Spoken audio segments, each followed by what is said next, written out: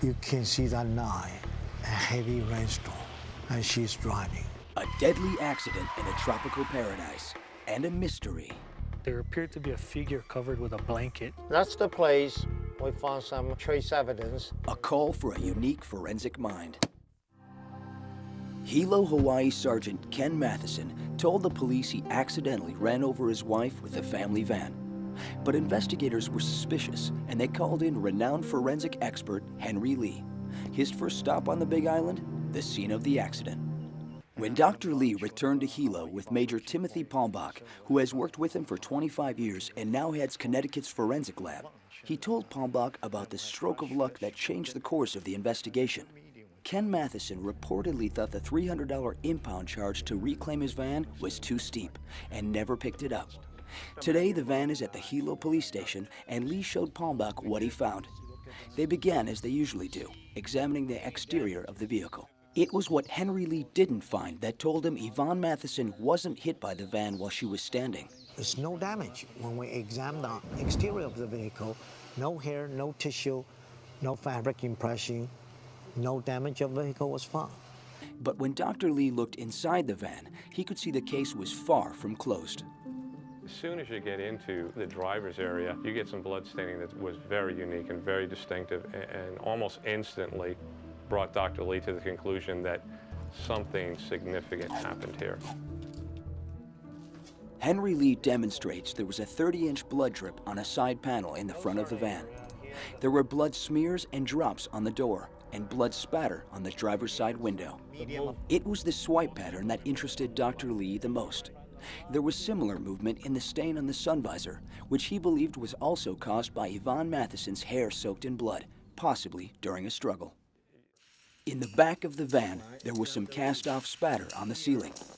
But the evidence that had really stumped investigators was 100 blood drops on the instrument panel and middle console.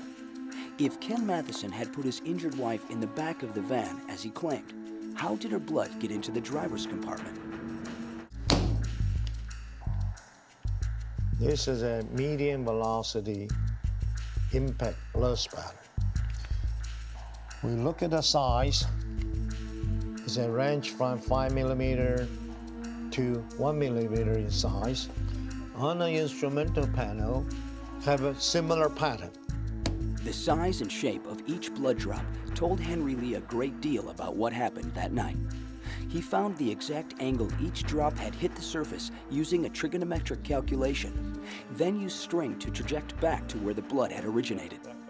The evidence suggested Yvonne Matheson was in the driver's seat, not in the back cargo area as her husband had claimed. Even more significant, the pattern of the blood drops on the dashboard told Dr. Lee that she might have been struck 4 times. Ken Matheson finished his wife off on the rainy roadway by running her over and then returned her muddy body to the back of the van. This scenario was consistent with something else Dr. Lee found. Most of the blood in the back of the van was not diluted by water. That told him Yvonne Matheson was bleeding inside the van before she was dragged into the rainy night. Henry Lee concluded that Yvonne Matheson's tragic death on a Hawaiian highway was no accident. Once Dr. Lee submitted his findings to the Hilo police, Matheson was arrested and charged with murder. Investigators still weren't sure what the murder weapon was.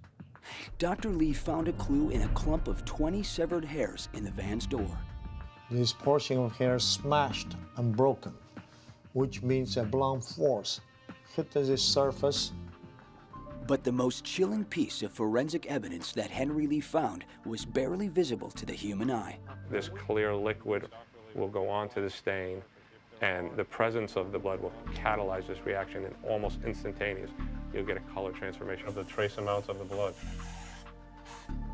Well, after spray, you can see the pattern will show up. A hand coming downwards, a fist come this way, additional blood drop we notice in this area. It was Yvonne Matheson's last attempt to escape what she had feared was inevitable, a fatal beating that started in the front of the van. It took the jury less than 3 hours to convict Ken Matheson of murder and kidnapping. He was sentenced to life in prison.